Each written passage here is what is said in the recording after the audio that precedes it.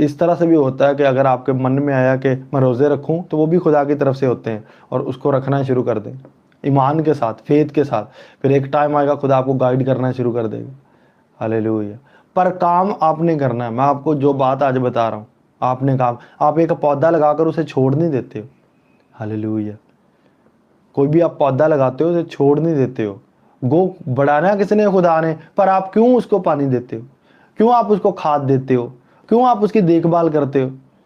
तो इसका मतलब ये है कि अगर हम ज़मीन पर कुछ चीज़ें कर रहे हैं, तो हमें पता है कि ज़मीन पर जो है वो हम जो चीज़ें कर रहे हैं, खुदा ने जो इसका काम करना है सिर्फ बढ़ाने का काम करना है, इसको खूबसूरत बनाने का काम करना है। पर मैं अगर अपने पौधे को हर रोज़ नहीं देखूंगा, तो मेरा पौधा मुरझा जाएगा, ख़त्म हो जाएगा। आप खुदा को कभी नहीं कह सकते, क्योंकि खुदा आपसे कहेगा तेरे जैसा बेवकूफ़ी बंदा नहीं है, अपने पौधे का खुद ही ख्याल कर। इसी तरह से अपने लड़ाई झगड़े का खुद ही ख्याल कर, अपनी बीमारी का खुद